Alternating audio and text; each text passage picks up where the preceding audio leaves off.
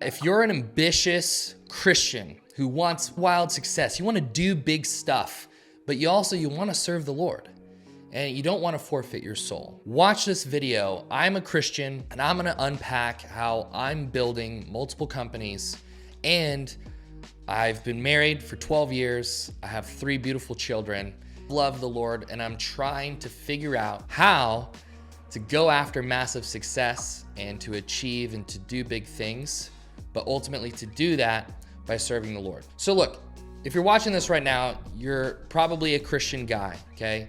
You identify as a believer. You believe Jesus Christ is your Lord and Savior.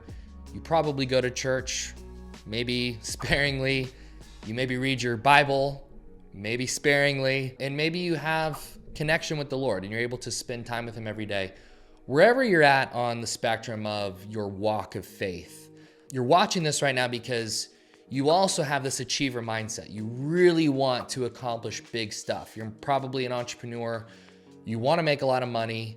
You want to bless people. You want to lead people. You want to have an impact. You want to be used. And if you're anything like me, I want all of those things, but I do not want to forfeit God's pleasure of me. I want to be in His grace. I want Him to be pleased by the way that I live. So there's basically 5 questions that I'm gonna go through in this video. And these are 5 core questions that I've asked myself, or that I'm still asking, that you might be asking.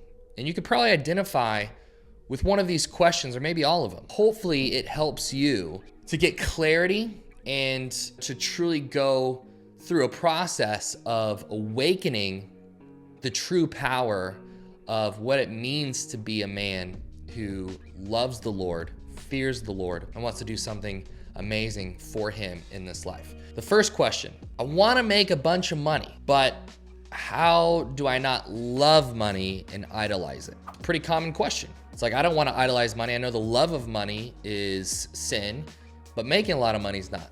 So how do I balance that? Question 2 is, I desire connection and great sex with my wife, but because she feels like we don't spend enough time together, she's not always feeling that. How do I solve that? Okay, that's probably a common question. If you're a married guy, it's normal. You want to have great sex with your wife, okay? But she's maybe not always feeling that because she's busy with the kids, or you're away, so she feels disconnected, and so she doesn't want to just jump your bones. Number 3 is, how can I be a hero for my kids while not abandoning my own dreams? I feel like that's a really common question when you have kids. 4th one is, how do I bring my goals to the Lord? Because goal setting is great. I love setting goals. I love having a great vision, but I don't want my own vision. I want God's vision. So what does that look like? The 5th question is, how do I find success in the world, but still find God's pleasure and approval? So I want success in the world, but I more so want to find God's pleasure and approval. Question 1 again. I want to make a bunch of money, but I don't want to love or idolize the money. The thing that I've gotten from the Lord and from Scripture and from wise counsel is basically, am I trusting the money or am I trusting God? If you're pursuing money because you have fear, like you won't be provided for, you won't have what you need, and so you're actually trusting money to solve that problem for you, that's a form of idolatry, in my opinion.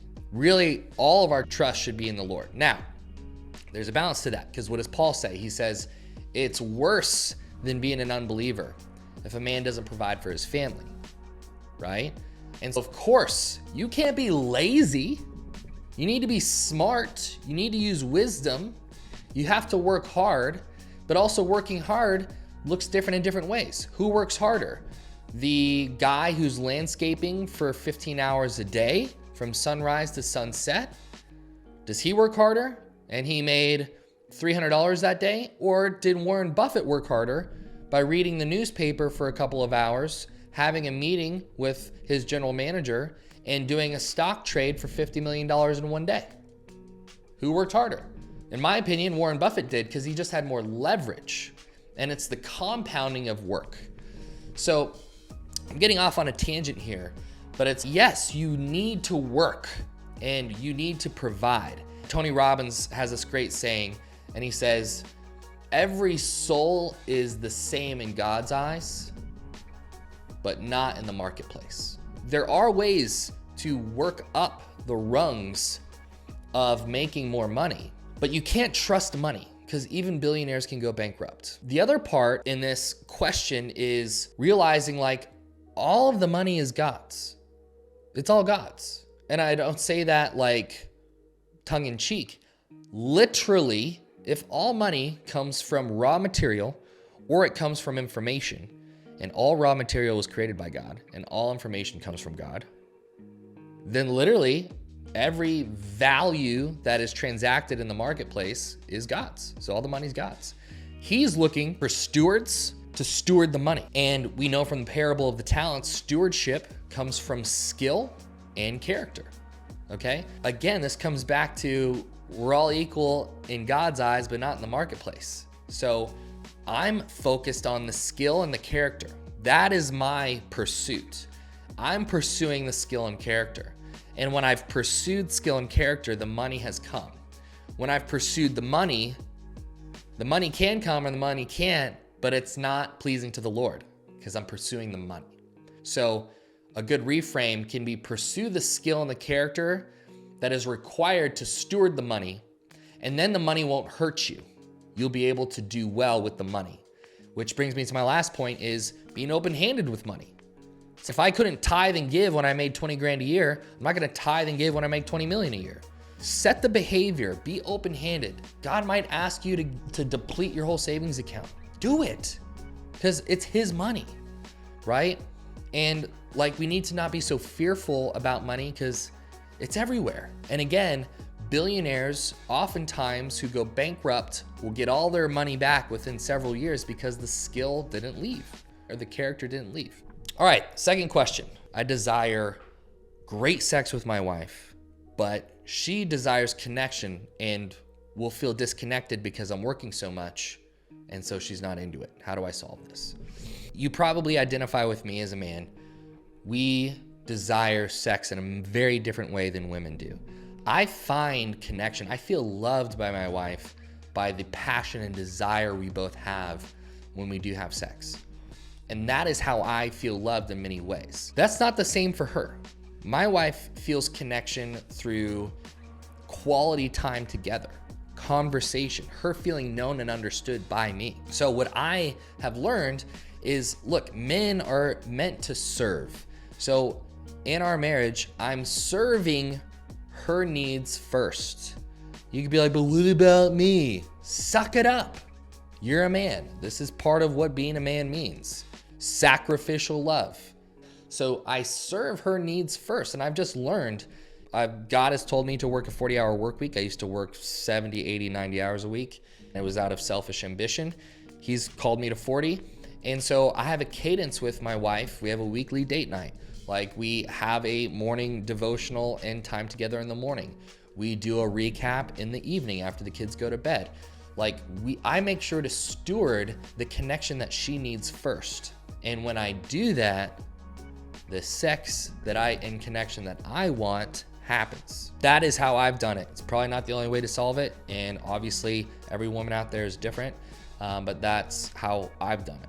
How can I be a hero for my kids, but not abandon my dreams? When I had my first son, there was a part of me before we had him that I was like, I don't want to have kids yet because I still have stuff I want to accomplish, right?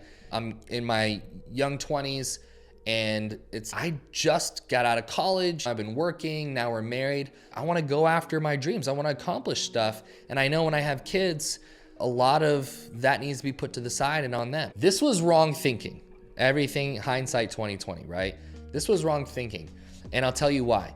Think of yourself on your deathbed. You're on your deathbed, you're 85, 90, probably because of technology advancements, will all very likely be over 100 if you're a millennial like me. I'm 35 right now. So let's say you're 105, 110, you're on your deathbed. What are you gonna be thinking about? Are you gonna be thinking about, I wish I had started that one more business. I wish I had started that one other charity. I wish I had made enough money to like get that yacht. No, you won't. You'll be thinking, I just want another day with my kids, my grandkids, my great-grandkids. That's what you're gonna be thinking about. And so we have to remember, look, you can't sacrifice the end for the means. We say, and this is what I've said, I'm working hard for you guys. I want to give you guys amazing vacations. I want to give you guys amazing education, and I want to it's all for you guys. Except if you're never with them, you don't have a relationship with them anyways. So look, I do get about 2 to 3 hours a day with my children, and then all day Saturday, Sunday. I want to be with them, even when they're young. And that's because I'm establishing roots with them relationally, even while they're young. They're 7, 6, and 2. I'm establishing roots with them so that when they are older, we have a foundation of connection and relationship. Versus they're young, I can work a lot now. Maybe, but what if you ruin that foundation? They don't know you very well. And then when you've made your millions and they're in high school, what if they don't want anything to do with you? Because they've already created bitterness towards you. So that's what I'm trying to refrain from. And again, if that means I'm not gonna make as much money or do as much business, that's fine. Because on my deathbed, I'm not gonna care about it, right? So hopefully that helps. How do I bring my goals to the Lord, right? It's like, we all love to goal set, vision, but I wanna make sure there's not selfish ambition. Because selfish ambition, right? Doing something for my own self-need to fulfill self-worth, if I'm doing anything out of that is a sin, and that wouldn't be pleasing to the Lord. And again, I wanna be in his pleasure. I'll bring my goals to the Lord, and I will simply pray and say, Lord, here are my goals. Is there any fleshly desire or selfish ambition in these? And he'll remove stuff. And then I'll be like, what are you doing on the earth right now? Where are you moving? What are you trying to accomplish? What are your goals? And so, for example, there's big stuff like he is trying to bring kingdom-minded business leaders and entrepreneurs into the marketplace. He is moving there. He wants companies that are healthy, right? That supply jobs, that supply finances, that supply value to the marketplace from a kingdom mindset and from kingdom leaders. And then I'll ask, where do you want to use me? Where do you want to use me in those goals? And there's something that I learned recently that's basically the difference between a calling and an assignment. Your calling is God has a calling over everyone's life, okay?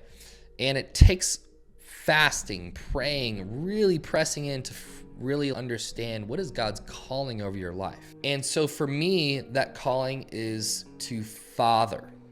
And that doesn't just mean my kids. Like, it means other men, employees, other entrepreneurs, right? It's to father. So that's like the calling. The assignment is the context that calling is being deployed in. So I was actually deploying that as an employee. I was fathering the other employees in the companies that I was employed in, right? But then I started my first company, and now we have multiple companies. And so it's like my assignment is inside the marketplace still right now. And then I also have an assignment of that with my family. But he might have assignments for you in this next season. And if you don't ask him and you don't submit the goals to him, it's hard to know if you're in the right place. That's helped me. The last question, how can I find success in the world, but still be in God's pleasure and approval? Being rich is not a sin. Loving and idolizing money is. If I'm trusting money above him, then that's wrong. So you can't make a lot of money. But like I've mentioned, you should pursue the skill and character to be a good steward so that money can flow through you and be open-handed about it. If you don't have those attributes, even if you get money the wrong way, it's gonna hurt you. And we see that all the time. Having fame or notoriety is not wrong or a sin. Jesus was very famous. Paul was very famous. But selfish ambition and thinking that you are a type of God or that you are better because of the fame or notoriety, that is a sin. And for looking at intention and our drive, if we're driving because we're trying to serve the Lord and not ourselves, then the fame and notoriety won't hurt us. Search for those things for your own selfish need, input, then it's gonna hurt you. and you won't be in God's pleasure. And then the last piece, really, to find success in the world but be in God's pleasure, it's, do I fear God more than I fear man? And I've really distilled this down for myself. So if I am fearing man above God, then I'm doing it wrong. It's, like I really want these guys to think that I'm successful. I want so-and-so to know that I've made it because of the car I drive. I want so-and-so to know that I've made it because of the clothes I wear.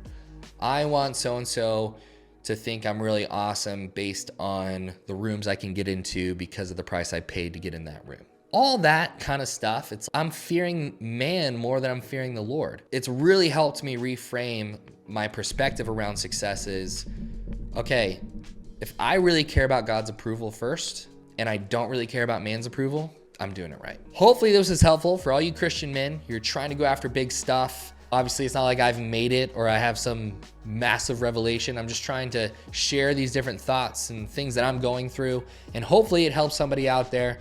Let me know if it did. Comment below your thoughts. You might agree with some of this, you might disagree, and I'll catch you on the next video.